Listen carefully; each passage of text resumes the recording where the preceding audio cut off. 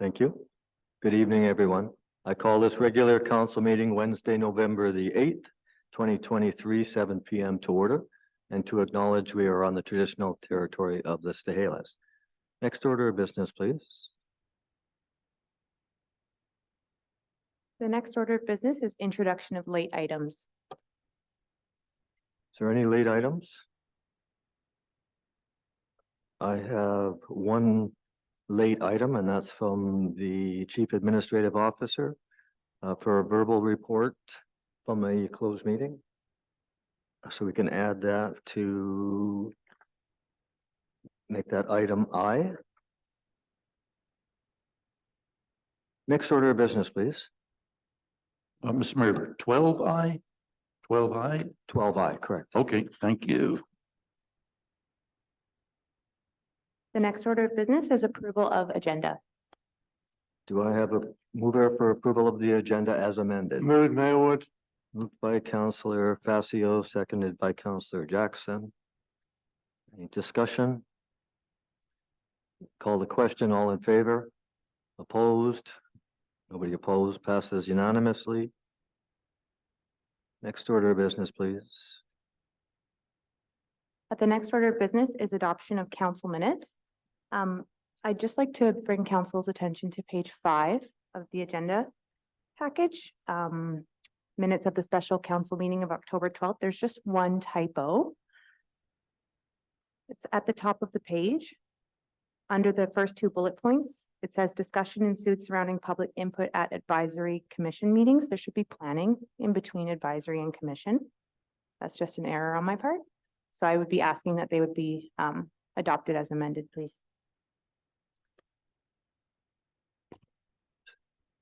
Thank you. So do I have a mover that the special council meeting minutes of October the 12th, 2023 be adopted as amended? Moved by Councillor Allen, seconded by Councillor, actually I got Councillor Jackson on that one. Any errors or omissions? Seeing none, we're ready to call the question. All in favor? Opposed? Nobody opposed? Motion passes unanimously. Item B, that the regular council meeting minutes of October the 16th and 18th, 2023 be adopted. Do I have a mover? Moved by Councillor Jackson, seconded by Councillor Vidal. Errors or omissions? Seeing none, call the question. All in favor? Nobody opposed? Passes unanimously. Next order of business, please. The next order of business is business arising from the minutes. Is there any business arising from the minutes? I have one item, and that was regarding item B, that the council meeting minutes of October 16th and 18th, specifically page 25.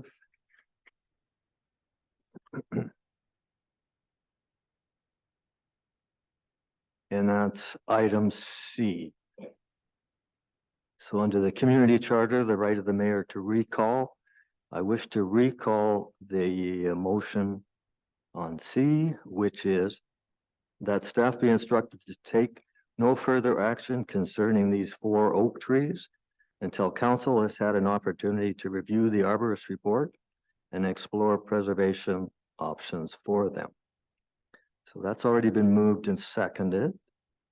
So discussion, is there further discussion on that? Councillor Allen. Yes, Mr. Mayor. I remain very concerned about these heritage trees. And in all the discussion we've had, it has become apparent to me that the discussion about the trees should, I believe, have been held in an open meeting, not a closed meeting. And because of the public interest in those trees and because of the guidance we have received about the urban forests and the management of public trees, I think that at the very minimum, we should release the arborist's report, which has not even been received by council, I don't believe. It was received by the village. And some recap of that was reported to council. But as I understand it, it has never been officially received by the council, and it has never been released to the public. I don't know what it costs to have the report done, a couple or $3,000 maybe.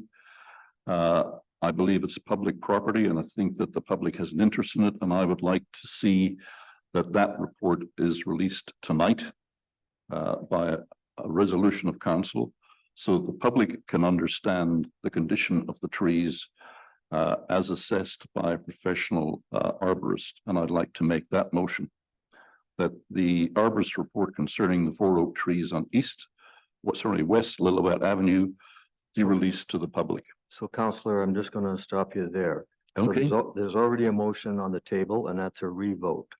So that can be added after we take this vote. Any further discussion? Well, just for clarification then, is it my motion in the middle of the page that's going to be up for reconsideration? That's correct. The motion is that staff be instructed to take no further action concerning these 4 oak trees until council has had an opportunity to review the arborist report and explore preservation options for them. That's what's up for revote. Thank you. Thank you. Any further discussion on the trees? I think it's important, and I brought these back up for discussion. I learned from reading the arborist report, which I did not have the opportunity to see at the time of the vote. I had no idea that these trees were 150 years of age. I think that makes a big difference to where my mindset comes from. And when you, upon review, reading of the arborist report, the arborist makes mention that that there is some possibility of bringing them back to life. I realize that we've spent a lot of money on an urban forest master plan, and it's quite critical of how the village has looked after the trees. I think that this would be a good start. I think that, again, at 150-year-old trees, and 4 of them a row, and just for people that may not be aware, but that's on Lillooet, just right outside by the post office there. So I think that, again, I would hope that council would reconsider this and give those trees another chance of life. Councillor Vidal. Thank you, Mayor Wood. I will not be supporting the motion, and I do want to point out to council under section 131 of the community charter, number 2, section A and B, the mayor may only initiate a reconsideration under this section at the same council meeting as the vote took place, or within 30 days following that meeting. I believe it is well over that 30 days. Thank you. Councillor Jackson. Thank you. Thank you, Your Worship. I just want to remind you, I think it was about 209. We had the same type of report. And we had the trees cut back. They were cut back very drastically at that particular time because they were on their last legs. So what you're looking at right now are the trees that have regrown to where they are. They were cut away. I mean, you wouldn't even have recognized them at the time. My concern, I'm quite prepared to delay this if you want, but those trees become dangerous. And there are going to be a lot more problems if something comes down and somebody gets seriously hurt. So you have to keep that in mind. They were on their last legs 10 years ago, 12 years ago. So whether they survive, I'm not sure. I would love them to survive. I'm a tree hugger, but I want to make sure that everybody's safe. Councillor Vidal, can you turn your mic off, please? Your mic is echoing. Thank you. Just the button on it. Is that better, Mayor? It was just echoing. It just bounces off of Councillor Jackson's when he was speaking. You still have your light on though. Thank you. Thank you. Thank you, Councillor Jackson. Councillor Fassier. Thank you, Mayor Wood. Be on the same opinion as Councillor Jackson. I read the arborist report. He's basically only referring to one tree that the way I read it, that may have a chance of survival, and that the others, I mean, they've had no chance to breathe. They've had concrete and cement, everything put around them. And I can recall years ago when Harrisburg was being dealt with, and the council of the day, I won't mention names, said trees are fine, the arborist report is wrong. That night we had a heavy wind and half of the tree came down. Thank God it was right by the school. There were no children at that time of night walking around with their parents. So I'm coming from the safety issue. They're 150 years old, have had a wonderful life. We had one heavy branch that already came down. And thank God nobody was around when that came down. Our crew had to come at night and remove it. So I'm concerned from the liability safety issue, and that's a very busy street, that portion of Lillooet. Thank you. Thank you. The discussion is closed on that. So I just want to comment that the arborist report it's my understanding that it's all the trees can be saved. If we're talking about one tree, I think that makes quite a difference to my thought. I'm sure every council member here is concerned of the public safety, and I believe that was the initial reason why it was actually discussed in a closed meeting, was the concern of liability for this. But again, since having the opportunity to review that report, and if they feel that the fungi can be dealt with, and that was probably one of the main faults of the trees, then I think again that we have a responsibility to revisit that. That being said, I'm going to recall the question. So the motion then is that the staff be instructed to take no further action concerning these 4 oak trees until council has had an opportunity to review the arborist report and explore preservation options for them. Call the question. All in favor? Opposed? Motion passes with Councillor Vidal and Facio opposed. Mr. Mayor, for clarification, is the arborist report now public? We've all talked about it tonight. And I think that establishes the fact that if we're talking about it in a public meeting, that it should be a public document and it should be released to the public. It's not clear to me that it is covered under confidentiality because it wasn't actually received by council at the in-camera meeting. So it's kind of up in the air. I'd like clarification that the report is public and it can be released and the public can come and get a copy at the village office. I'm going to suggest a motion on the table for receipt of that report, so then it would be available to the public. So I would move receipt of the report, which would be available to the public. Do I have a seconder? Seconded by Councillor Allen. Discussion on release of that report. Receipt, sorry. Seeing none, ready to call the question. This is for receipt of the report to be released to the public. All in favor? Opposed? Opposed? Councillor motion passes with Councillor Vidal and Facio opposed. Can I ask a question, Mr. Thank you. Go ahead, Mayor Wood? Councillor. Thank you. Just for clarification on the point that Councillor Vidal brought up regarding the time period required to bring back something for reconsideration. You didn't address that, sir. Thank you. Next order of business, please. The next order of business is consent agenda. Thank you. Do I have a mover for consent agenda? Moved by Councillor Jackson, seconded by, do I have a seconder? seconded by Councillor Vidal. Discussion on the consent agenda? Seeing none, call the question. All in favor? Opposed? Nobody opposed? Passes unanimously. Next order of business, please. The next order of business is delegations and petitions, and we have Robin Bukins here from FBRD to present the Fraser Valley Future 2050 Regional Growth Strategy. Thank you. Welcome, Robin.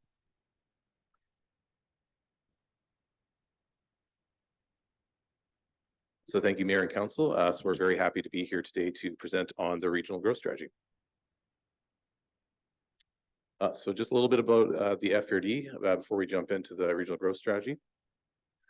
The FRD is made up of 6 member municipalities and 8 electoral areas and is governed by a 23-member board. And the FRD is within the traditional territories of 30 First Nations communities, and we've engaged extensively with these communities throughout the regional growth strategy update.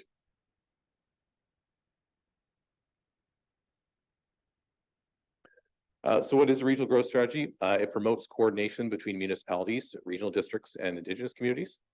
It identifies common goals, creates stronger links to the province, promotes the region to investors, residents, and visitors, provides strong advocacy on regional issues of common interest. The FRD's regional growth strategy is not an official community plan or land use plan, and the RGS has no jurisdiction over First Nations reserve lands. So the land acknowledgement within the regional growth strategy states the region's residents live, work, and play within the ancestral and unceded traditional territories of the Stalo, Stateless, Niklapma, and Xtatliam peoples.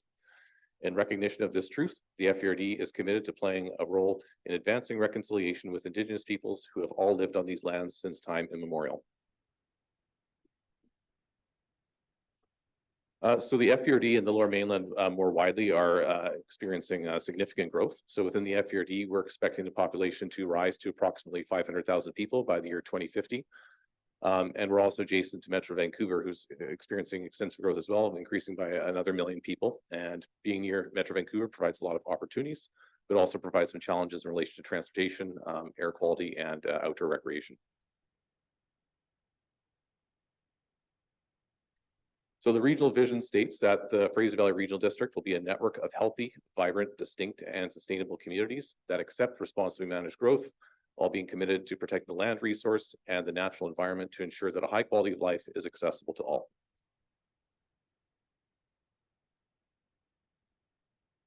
So within the goal, or within the RGS, there's 8 goals. These goals are non-hierarchical and interconnected, and I'll be going through each one next year. So the first goal is collaboration. So this goal is to achieve our common goals for the future by encouraging the region, by encouraging collaboration between jurisdictions, cultures, and neighbors. A big part of this goal is building and strengthening relationships with Indigenous communities. And we're working to implement the principles of the United Declaration on the Rights of Indigenous People and working towards reconciliation.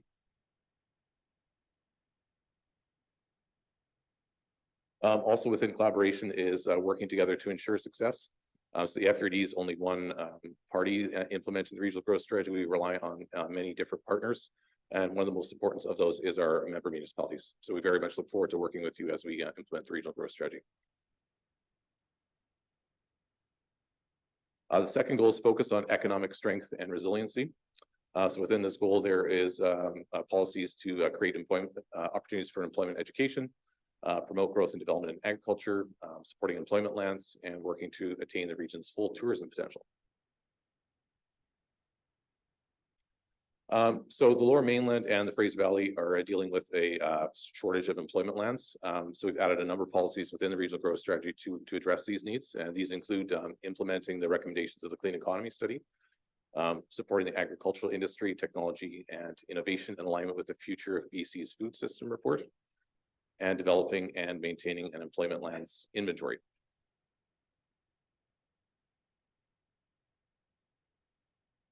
So the third goal is focus on living well. This goal relates to promoting healthy living, supporting all arts and cultural initiatives, and protecting and enhancing parks and recreation lands.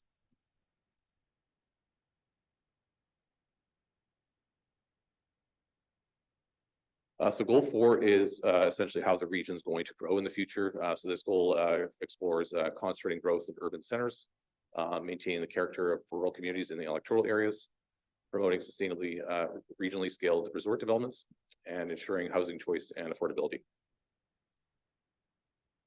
So one of the key goals of the RGS is to concentrate growth in urban centers. And those are identified by the regional growth boundaries around each of our member municipalities. So going forward, we're expecting that 90% of future growth occurs within those regional growth boundaries.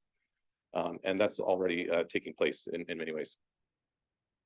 Important to point out here as well, since the first RGS was introduced in 2004, the urban growth boundaries have been reduced by just over 3,000 hectares. So our communities are definitely moving towards building up. Sure, yeah, I'm happy to do so. Try to lean in a bit here. Is that better? Okay, sorry about that.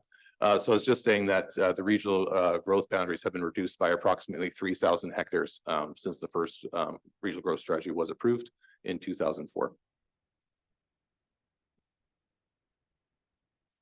So just to highlight the fact that the communities are densifying in 2022, 70% of all housing starts were for multifamily units as opposed to single family dwellings.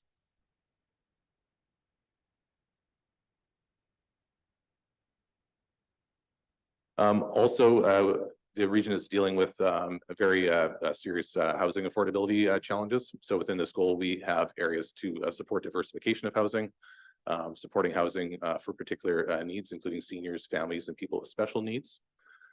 And we're also working to address homelessness, both in rural areas and in our urban municipalities.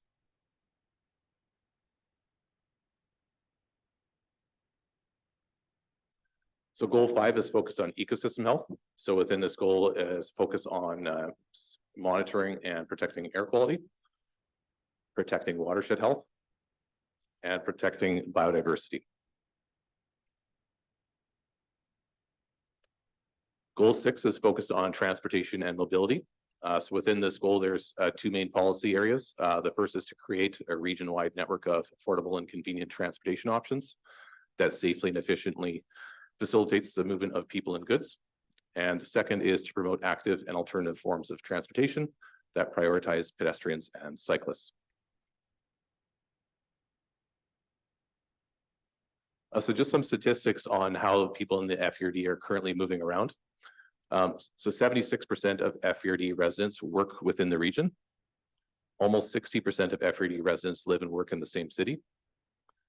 Of those who do leave the region for work, 2/3 end their commutes in Langley, Surrey, or Maple Ridge.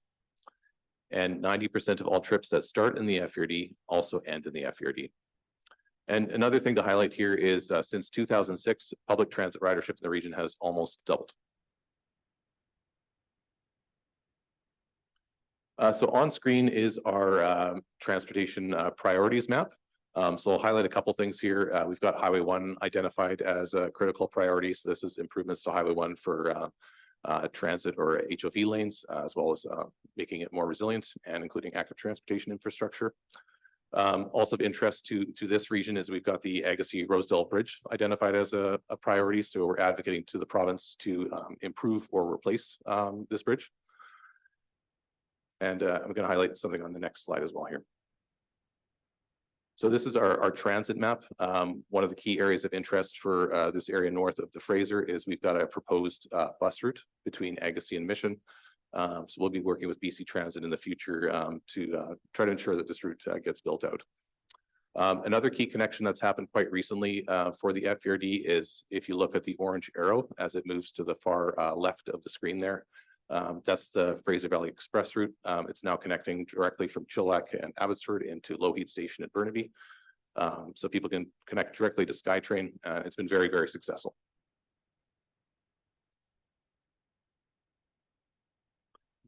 So goal 7 is focused on infrastructure and services. So this is a range of things under here, including safe and efficient access to utilities, responsible solid waste management, emergency management planning, and minimizing the impact of utility corridors.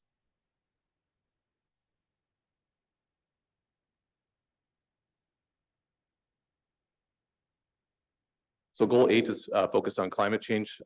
Within this area, we've got goals to mitigate the region's impact on global climate change and adapt to the impacts of climate change. As you're well aware, we've had many extreme weather events over the last few years. And one of the first steps that is a part of regional growth strategy implementation is going to be the development of a regional climate change plan. And we're actively starting work on that right now.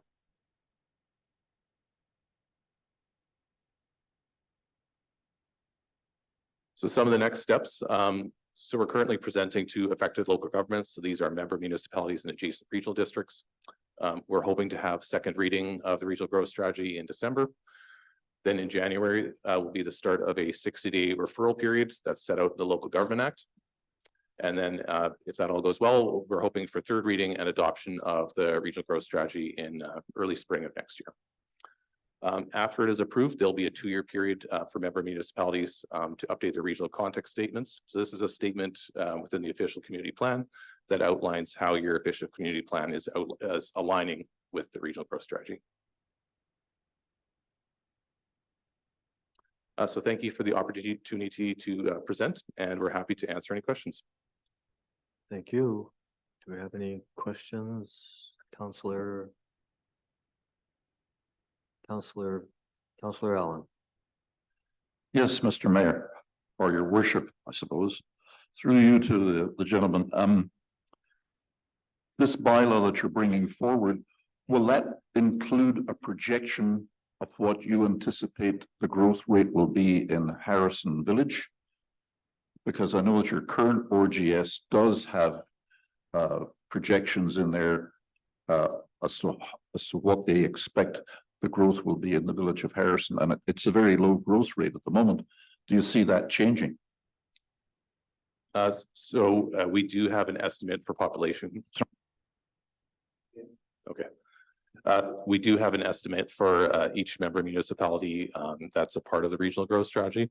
Off the top of my head, I don't have a direct number in mind, but it's important to emphasize that these are estimates, and the smaller a municipality or community size, the harder it is for us to project forward, just because some developments can significantly lead to a big jump in growth over a few-year period. Thank you. Councillor Vidal? Thank you, Mayor. What through you to our presenter, just a little clarity. So once you get second reading, the growth strategy report is going to come back to council here for us to review it and offer feedback back to regional district. Is that correct? So we're at the phase now where we are hoping it's at the point where we're making very, very minor changes. So we have met with staff from all the municipalities already. There was an opportunity for a council to also comment at that time. So when it comes for after second reading, it's coming for acceptance so either choose to accept it or not. If you choose not to accept it, you need to outline why. But we're hopeful that with the engagement we've done, everyone will be accepting. And that's at that point, we're not expecting any changes after second reading. All right, thank you. That's helpful. Councillor Allen? Yes, Mr. Mayor, to Mr. Buchan's again. One of my concerns is transportation. And although the problem areas are around Abbotsford and Chilliwack and the Agassiz Bridge and the stupid little roundabout at Popcom, all of that affects Harrison Village, because if people can't get to Harrison Village, it discourages them from coming here to spend their money. And if Harrison people can't get down the valley for business or family or medical, then I think that's a serious problem for us too. We're a small community and we don't have much in the way of services here. So we are usually required to leave and go across the Fraser River. Today was not a good day on the bridge. We had 2 or 3 different incidents, and the other day we had the road closed at Hunter Creek, Highway 1, which put all of the traffic over here. It got plugged up again at the roundabout and plugged up again on the bridge. And many years ago, when we were talking about rail highway planning, and I hope that the regional district has a lot of influence over this with the Ministry of Transportation. we were told, well, I was told as mayor at the time, that they were doing the upgrades on Highway 7 between Agassiz and Hope because they fully expected that there would be continuous closures of Highway 1 between Pockham and Hope. And they also suspected that there would be a major geological event that might close that road for 6 months or a year.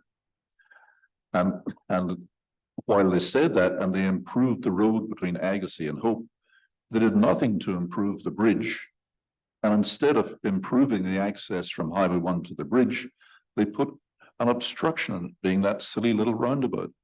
So I would like to ensure that when we're talking about the transportation side of this, that the Fraser Valley Regional District recognizes the need to twin the Agassiz Bridge, build a new one alongside it or something, and improve the linkage straight to Highway 1 by at least doubling the size of the roundabout at Popcom. And my question to you is, how do I, as a councillor in Harrison, get those issues included in the regional growth strategy, or at least addressed or recognized as being problem areas? So the regional growth strategy, we focus on areas of regional transportation concern. We'll just go back to the one map that we have there. We do have a map of, these are our transportation priorities are identified. So as mentioned, the Agassiz Rosedale Bridge is identified as a priority. One of the benefits of having that in the regional growth strategy is the region can advocate as a body of 340,000 people to the province, has more weight than one community on its own. So that's a key tool that the RGS can be used for, is advocacy to the province. Another thing to maybe mention right now is the Ministry of Transportation and Infrastructure is working on transportation planning for the Fraser Valley. So they presented to the FERD board a couple months ago, I believe, and they'll be continuing to engage with the Fraser Valley member municipalities on transportation needs for the region.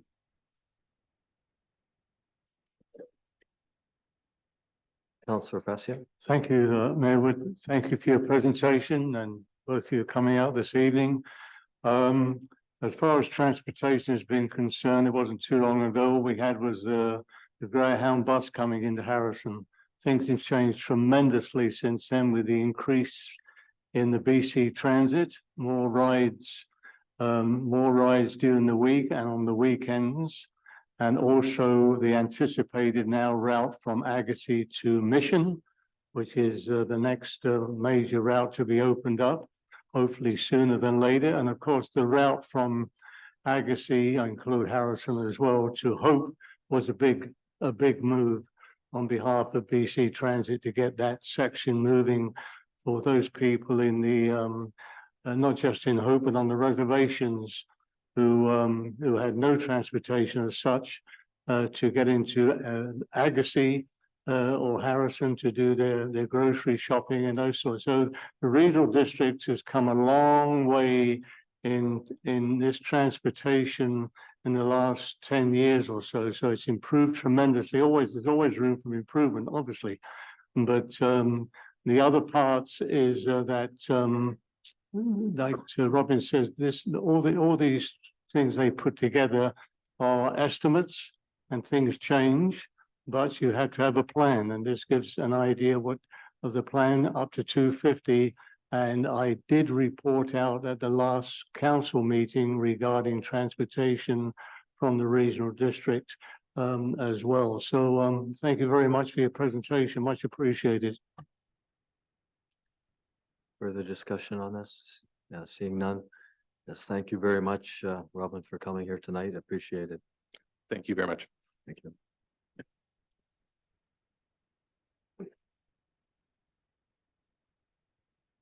Next order of business, please. The next item is correspondence, and there's none on the agenda for this evening. The next item after that would be business arising from correspondence, and again, there was no correspondence tonight. So moving on to item 10 is reports of councillors, committees, committee of the whole, and commissions. Thank you. Start with Councillor Facio. Mayor Wood, just a brief report from the open meeting of Thursday, October the 26th at the Regional District. And that particular evening and the month of October, there was some at least four closed meetings. So when people get concerns about why do we have closed meetings, there are reasons for this. This was a land backstory from the Quamo, Mathiwi, and Seamuth First Nations with the city of Mission, where the land back was 149.25 acres. That was given back to the First Nations, but 50.9 hectares of that of that is parkland, which will stay parkland. There's a 99-year lease with the city on this. The reason to get there was the heading was Together We Paddle, a reconciliation project with the city of Mission. Took 22 years to bring this project to fruition with the province. They're fostering economic relationships, building relationships. It took a lot of political will and patience to move this forward. And part of the heritage park, of course, is the former St. Mary's School, which is up on the hill there before you get into Mission. It's a fee simple land, and the city will still receive taxes. So there's a plan that eventually got together with the city and the First Nations of that area, and for economic growth in that area. And it was a very good presentation and well accepted by the board. Thank you. Thank you, Councillor Vidal. Thank you, Mayor Wood. On November 2nd, I attended a Chamber of Commerce event, which was held at the Prospera Credit Union in Agassiz. On November 6th, I attended an emergency council meeting regarding Mayor Wood's declaration of a local state of emergency. On November 7th, I attended Council Committee of the Whole meeting. And due to the canceling and rescheduling, including closed meetings, I was unable to attend any other assigned committee meetings during this reporting period. Thank you. Thank you. Councillor Jackson. Thank you, Your Worship. I'll just say ditto to that, just going to all kinds of meetings that we've had. I missed the last Fraser Valley Regional Library Board because I had a council meeting. Thank you. Thank you. Councillor Allen. Not being in any committees, I have nothing to report, Your Worship. Thank you. Thank you. Next order of business, please. The next order of business is reports from mayor. I'm going to keep mine real short. I'm just going to talk about the declaration of the local state of emergency that was called. And that lasted for approximately 48 hours before it was rescinded. That was due to two of our pumps in our drinking water plant that actually failed. So that's 2 out of 3 pumps. When 2 pumps fail in a short period, excuse me, when 2 pumps fail in a short period of time, the likelihood of the third one is quite high. Well, the cause of it has not been determined of the failures of the pumps, but it appears to be from a number of factors. So the local state of an emergency was called to be proactive instead of reactive. So there was a period of time that if the last pump failed, we would have had to gone to an immediate boil advisory. And I mean, that could last days, it could have lasted weeks, it could have lasted months here. And we would have had direct lake water fed right into our drinking water system. So it was a proactive attempt to mitigate any harm to public health and safety. Obviously, public health and safety, I take that, and all council take that very seriously, especially when it's our drinking water. Had a number of conversations with our Minister of Local Emergency Management, and most of the conversation has been about the recent droughts and the wildfire situation, but the ministries are really pushing to also be not reactive, but be proactive. So that was the intent of this local state of emergency. It opened up an access path and expedited a pump, backup pump that was eventually brought. It was not just a pump, it was a motor, it was a remote system. It was anticipated that it could take up to over a day before it arrived. With the state of emergency, it was here within a few hours. The hardware for hooking this bypass pump was in place. Again, by I believe it was around 4 or 5 o'clock later on that evening. So there was a lot of staff involved in this whole process, and right from the administration side, right from the and I'm not going to name all the positions because I believe every single member of staff was involved in the process from the declaration to the actual repair itself. So I commend all the staff involved in getting this done very quickly. And I also have to make note to I guess one of the things that really jumped out at me with everything, it's actually amazing how many people outside of this community jumped in to offer help to this village. Not just individuals, contractors, companies, material suppliers. We had some very large, Fortis offered to come in and help with the pumps. We had a company in Langley that had 2 millwrights that they said they would send over immediately to assist. We had the bottling company in Hope that offered to bring a truckload of bottled water. We had a container manufacturer that was willing to bring containers here to it was endless. That's so it was nice to see the community involvement from outside of our boundaries. Again, I thank everyone that was involved in that. And I also just want to finish off that the actual work itself was involved. There was 2 contractors involved in it, and plus our utilities operators. So again, I want to just personally thank, I believe it was Moonlight Electric and it was Pacific Mechanical, I believe.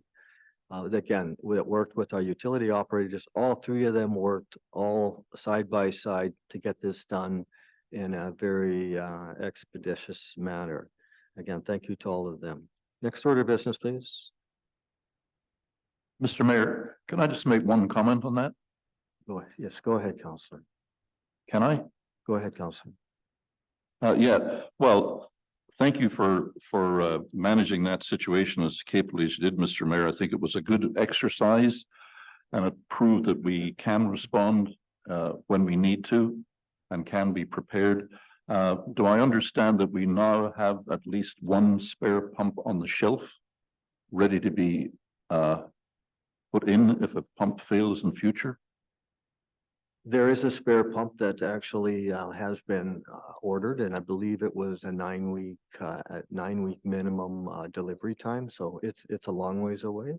I can also tell you that even during the process of all of this, one of our pumps managed to show up somewhere in Edmonton, somehow got couriered to the wrong place. Things happen. So it's quite, there's an awful lot that happens behind the scenes. Second point is, I was a bit distressed to see the global TV news coverage because they chose to use a video clip that showed raw sewage in our sewage lagoon. And I had people calling me saying, is that the source of your drinking water? Of course it isn't. But I just thought it was unfortunate that BCTV would use a video clip of raw sewage when covering a story about our domestic water supply. I tried to call the newsroom to have that stopped, but I failed to get through, and maybe we should have a communication system set up where we can correct those things when they happen before that it tends to tarnish the image of the village a bit if you show raw sewage in connection with the drinking water story. So if we do have a communication strategy, I think there should be a way that we can correct those before it keeps getting shown over and over again. Thank you. Thank you. Next order of business, please. The next order of business is reports from staff, and we have Municipal Advisor Ron Poole with us on Zoom to provide his report dated November 6th. Good evening. I don't see you up here. Hello there, everyone. Can you see me now? I can't see you, but I can hear you. I'm not sure. Oh, hang on. There it is. I see your name. There we are. There you are.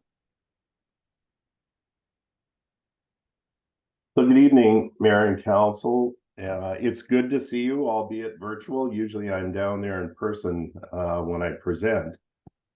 But I want to thank you for allowing me to take a few minutes to present my final report. So just a bit of a background. On February 27th of this year, the Village of Harrison Hot Springs requested support from the Minister of Municipal Affairs.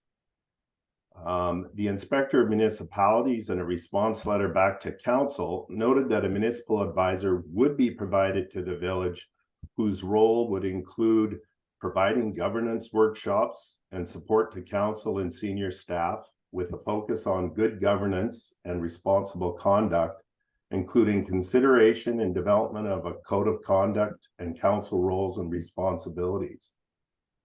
That position would also provide mentorship to Council and senior staff in relation to local government administration and decision-making.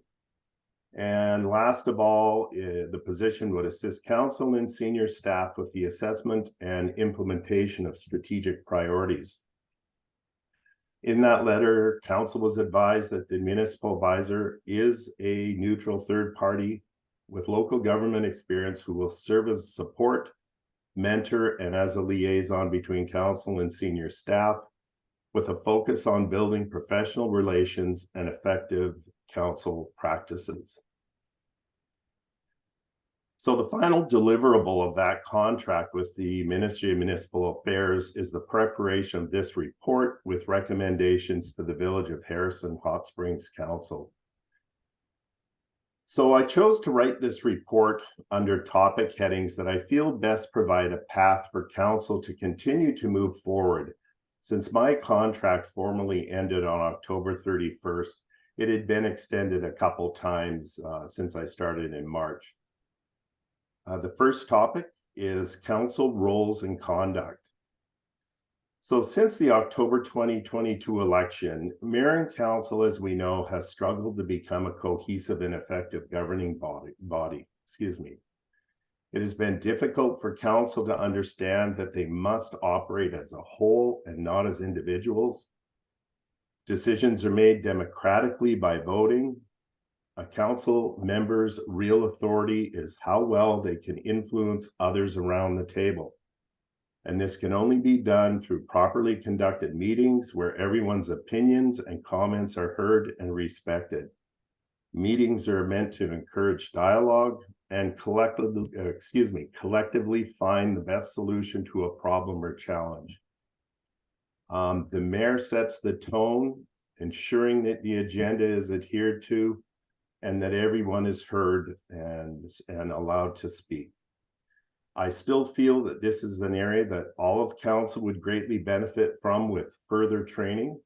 So my first recommendation in the report is that Council establish a professional education budget to recognize ongoing elected official training.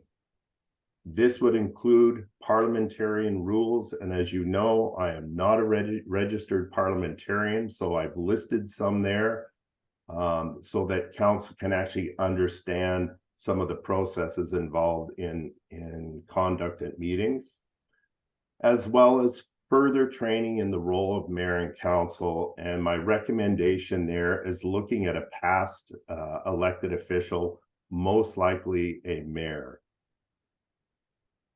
So at the October 12th orientation session in the afternoon, we reviewed the procedure bylaw in order to understand the current rules of procedure for Harrison Hot Springs Council meetings.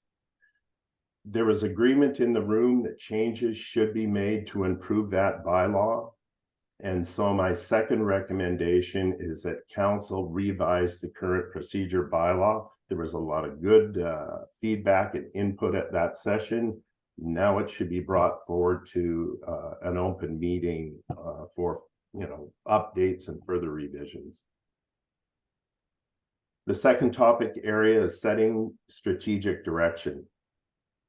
So council recently adopted the strategic plan, which was an excellent move.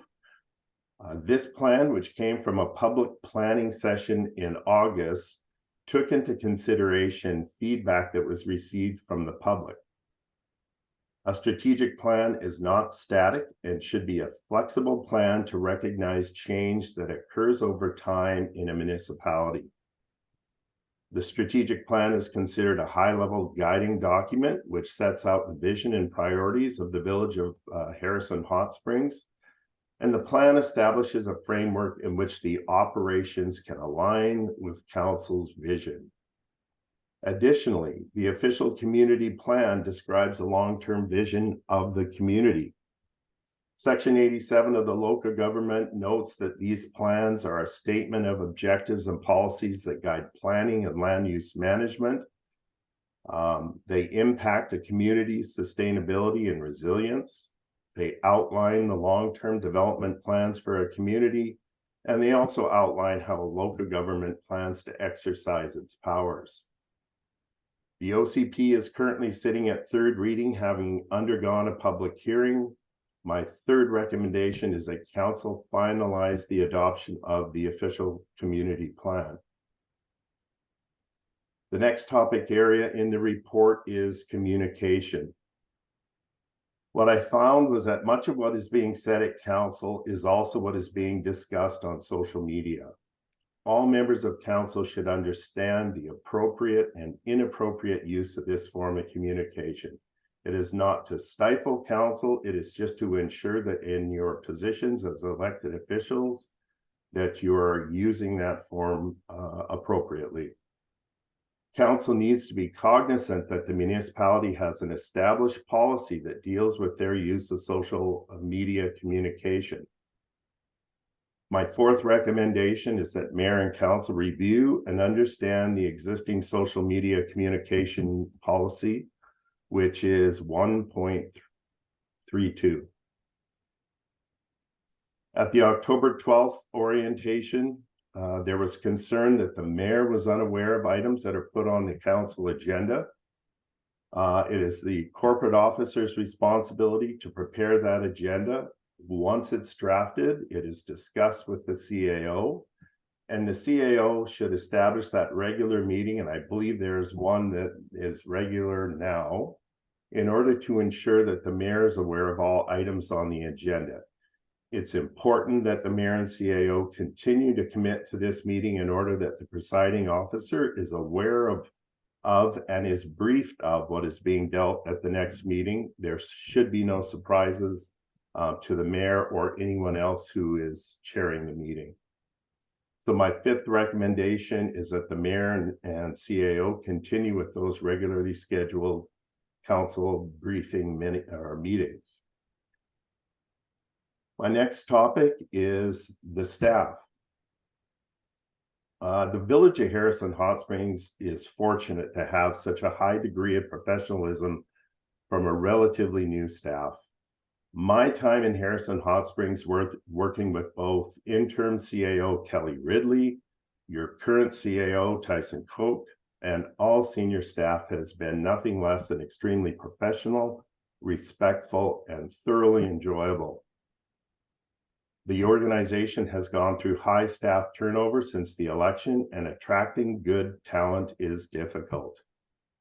In order to ensure that governance does not fuse with administration, it is important that mayor and council respect the one employee system. As discussed during the orientation session, the CAO position is established to oversee and manage all staff. It is this one position that reports to council. Council was elected to govern, not administer the municipality. In order to recognize the importance of this relationship, many municipalities and regional districts sign what are known as council CAO covenants that acknowledge this significant relationship. My sixth recommendation is that council establish a council CAO covenant in order to ensure clarity of roles and to establish a respectful relationship. And finally, my last topic here was a code of conduct. So the real issue facing Harrison Hot Springs Council is still its inability to work cohesively. Although the role of the municipal advisor is just that, to advise, nobody can change your personalities or if you choose to change. We're only there to understand what our roles are, and how we govern ourselves is up to each of us. I recognize that this council's been plagued for years of prior history, and it's affecting their current actions to date. We're saying that we're willing to work together, but our actions are saying something different. In order to reduce the risk of any unhealthy performance, I strongly recommend that council seriously consider a stronger code of conduct, similar to what was presented at an earlier meeting by your interim CAO at the time. Unfortunately, the role of the municipal advisor, as well as that of the province, is limited when it comes to reprimanding an elected official. A strengthened code of conduct is likely your next best step in this process, as my appointed role with the province in Harrison Hot Springs has ended. And my final recommendation is that council finalize and adopt a code of conduct. The final page of my report summarizes all of those recommendations and provides suggestions to move forward with each. And at that point, I just want to thank Mayor and Council for my time in Harrison Hot Springs. Thank you. Thank you. I guess, Ron, I just want to talk a little bit about the actual February 2017 letter, which originally went to the Municipal Affairs. So that was to the Inspector of Municipalities, and that's the one you're referring to. Right. So what seems to be missing on that is the main component of what that motion was. So I have the letter in front of me, and the motion was quite clear. And it was in accordance with Section 89 of the Community Charter and 764 of the Local Government Act, that a formal letter be immediately forwarded to the province of BC Inspector of Municipalities under the legislated authority to provide assistance to this council in the form of guidance and direction to address our current concerns, and that a carbon copy to our local MLA Kelly Patton. But I think what was missed is the very first part I read. So in accordance with Section 89 of the Community Charter, that just means that it's open conversation. And the next key one is, and 764 of the Local Government Act. Well, this motion was a request under 764 of the Local Government Act was for an actual,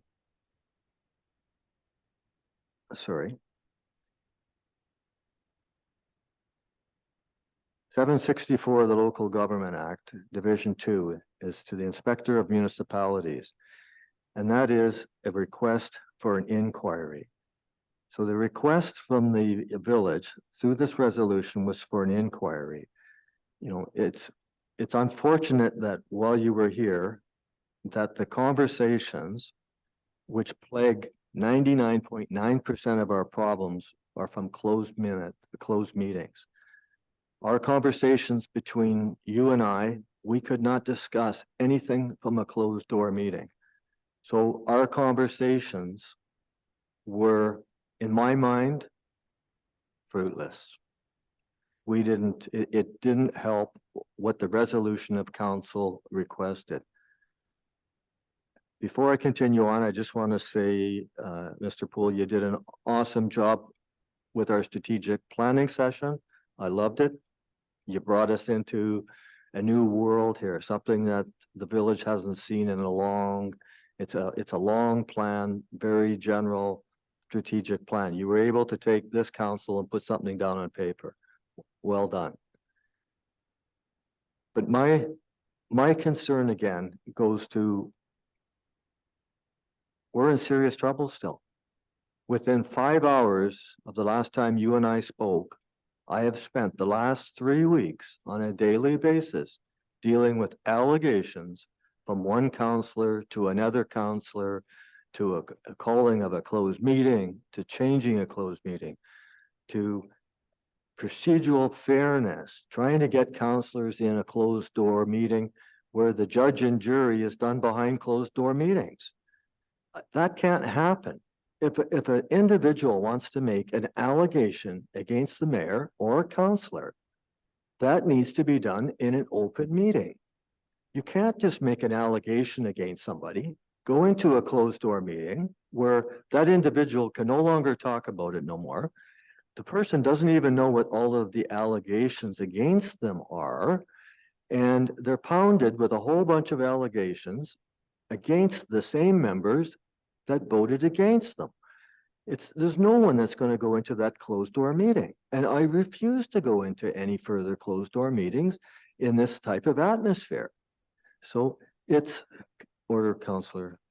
So I think that, you know, I respect your opinions, but we really missed the boat here.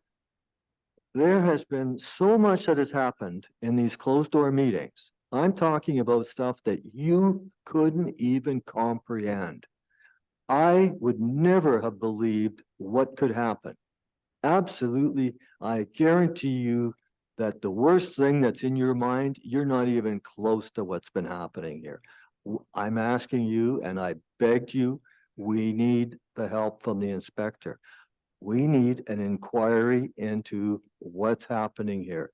The illegal meetings, we make no mention of illegal meetings here. There's meeting after meeting that I could go on with that. But I just want to touch on and just one last thing. And I mean, you make comment here that it makes it sound like all the employees quit and left because boof, the election. Well, you know, you do a little bit of history back here. And in 2015, in fact, the director of finance resigned. The director of operations resigned. The chief administrative officer resigned. That was all within 2 months. And that was from 2015, starting in September the 21st to December the 2nd. This is all in the BC Civic website. And then it goes on that the community services manager resigned, and then the asset and infrastructure manager. You look at the postings since 2015, this village has been plagued with over, I just want to make sure I get the right number, 31 senior positions. 31 senior positions. This isn't something that's just happened from this election. This village has been plagued by losing good staff for the last many years. One of the key things is retention of staff. I think, again, we talked about the inquiry. Now we need to deal with the retention part. You talk about how difficult it is. Yes, we're very fortunate to have got the staff that we have right now. Is there still relationship problems between the chief administrative officer and the mayor? Absolutely. You make mention here that meetings, and you make it sound like I wasn't attending these meetings. I've been meeting with the chief administrative officer since he was appointed the position, and even before with the interim chief administrative officer on a weekly basis. I set these meetings up, and that was so that we can transition from the staff the way that the administration was run before to how it is now. We never, at any single one of these meetings, discussed anything such as an agenda. An agenda wasn't even on the topic. I have had 2 meetings in the year that I've been in office for the agenda. 2 meetings. So this isn't a matter about continuing on with meetings. These meetings have never happened. So we have issues that need to be dealt with. I appreciate you're gone. I appreciate you here. I think you can hear my frustration. I can see you don't want to look at me. I don't blame you. I'm not sure how I'm looking at you, if I'm in front of you or on the big screen. You're on the big screen right in front of me. Thank you. I see a nice smile. Thank you. Counselor, did you want to respond to that at all? Mr. Sure, you know, Mayor Wood, I understand where you're coming from. I'll be honest, I mean, my contracts with the province, how they responded at your request, I can't answer that. All I know is I get hired under what I said was the 3 areas that they asked me to do. So my area that I can operate is just that. In terms of meeting with the CAO, my comment there is that just needs to continue. I don't think you should be sitting in a meeting unaware of what topics come onto this plate, and your CAO and I have had that conversation. So that is simply just to encourage that continues to go. I'm always about trying to get council to work as best as they can. I recognize that there's differences of opinions, but we have had 2 council orientation sessions. I don't want to get to the point that I'm beating in the roles of what the elected officials should play. That's, that makes no sense. It is now really just up to the 5 around the table to make it work. And I think even during the orientation that we had publicly was we need to park a lot of the baggage at the door, because there's still just a tension at the table that isn't going to go away by workshop after workshop. It's something that I believe the 5 of you have to somehow come to an agreement that we have to govern this municipality as best we can, and that's by setting the differences aside. I don't want to take away any of your comments. I understand where they're coming from, and yeah, I guess that's my comments back. I just want to add to that. I never had any relationship with any councillor here before being mayor, but within minutes of being mayor-elect, things changed. So this is nothing about previous relationships. This is about just dirty politics. Dirty politics at its best. I would hope, sir, in your report, I would ask you, is this report going to be going to the Minister Kang? This report was actually vetted by the province. It was a requirement that they see it before I present it. I would hope you could provide some feedback back to Minister Kang.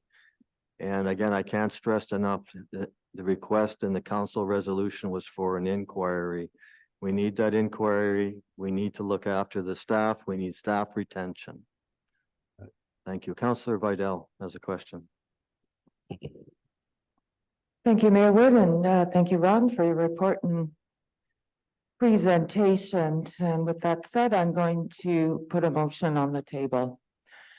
I move that council receive Mr. Poole's report, and that council approve and adopt all recommendations contained in the report, and that staff be directed to develop a timeline for implementation of the recommendations and report this timeline back to council as soon as possible.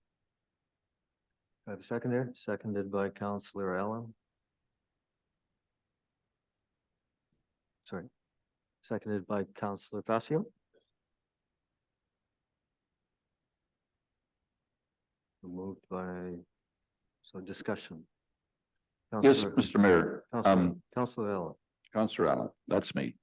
Yes, thank you, Mr. Poole, for your time here and your report. You and I had 1 hour together and a phone conversation sometime earlier. And I was actually horrified to find that you'd come here from the Inspector of Municipalities office, but that you did not have the power to look at our in-camera minutes. To me, that would be like sending in a financial auditor and saying, you can come in and do an audit, but you're not allowed to look at the bank balance or the checkbook or any of the financial decisions. And I believe if you had been given the proper authority, and we've had your visit to Harrison described as an investigation and an inquiry. You made it clear to me that you had no powers to investigate. And I appreciate what you have done at that level, procedural bylaws and that type of thing, but that's not really what we needed. And it's not what has been helpful to us. So to my mind, having had a fair bit of experience with the Inspector of Municipalities office over the years, what we needed was somebody to come in here with the full authority to look into all of the dark corners and behind the veil and make an assessment of why this municipality is in the crisis or chaos that it is today. And until that happens, I do not see this as being an improvement. I appreciate that you had to make some recommendations. I'll be voting against them because I don't think they're going to be useful. And I don't think they really address the real issues that are at the core of our problems. I take a very personal, independent position, and I resent the effort of others to try and tell me what to say, do, and think. I answer to the voters of the village of Harrison Hot Springs, and I was not a part of any of these policies, etc., that you talk about. And too often I found these are being weaponized and used as weapons against myself and Mayor Wood. And I think that's reprehensible. So thank you for your time, but it's not what we needed, and it's not going to be helpful in my opinion. We need a more in-depth, thorough examination by somebody like we used to have with Hector Totten and Tom Moore, who would come in, look behind the scenes and figure things out and make clear recommendations, and we didn't get that. And it's not your fault.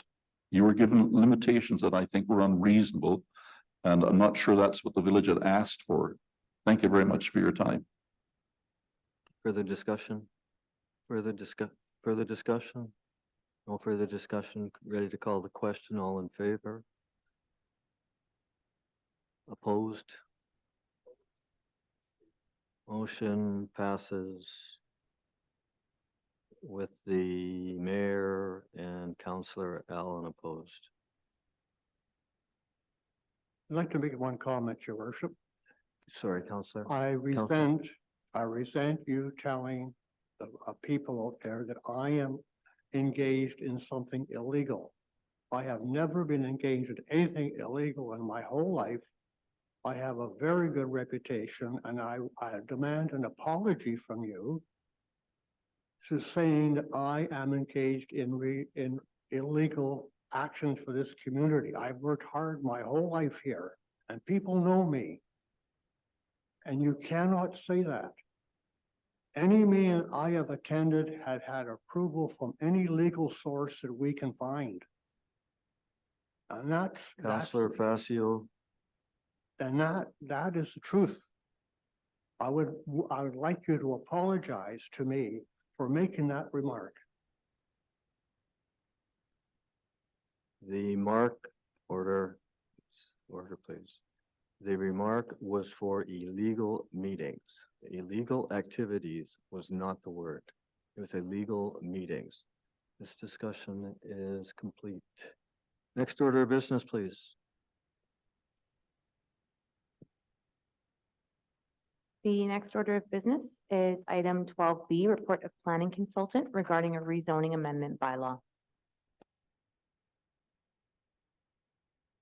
This is the same one that came to us at the last meeting, in which I had to rule out of order, and I'm going to rule it out of order again because there's nothing that's changed in this. Mayor This one Wood, I here has call been point of approved. order. The agenda has been approved. Counselor, you don't. I am calling point of order, Mayor Wood. Counselor, you do not have the floor. Point of order, Mayor Wood. The agenda has been approved. You Now- cannot remove an agenda item after it has Now- been approved. Counselor Vidal, I am Point of order, Mayor Wood. talking. I am ruling it out of order due to procedural fairness. This has been ruled for procedural fairness as per development bylaw 1090/2016 that it is not complied by 9.0.1. Now you may call your point of order. You have to let me finish before you can call the point of order.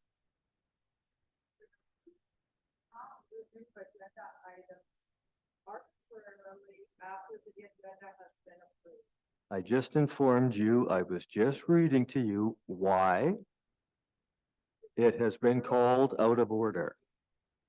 I ruled on the point of order. Counselor Vidal, I was just explaining that to you. It is out of order as it does not follow the laws of procedural fairness as per our development procedural bylaw 1090, section 9-0-1.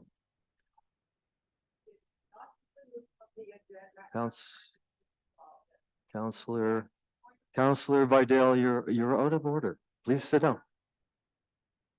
Please sit down. If you're going to continue with this, then I will just call for an adjournment of this meeting.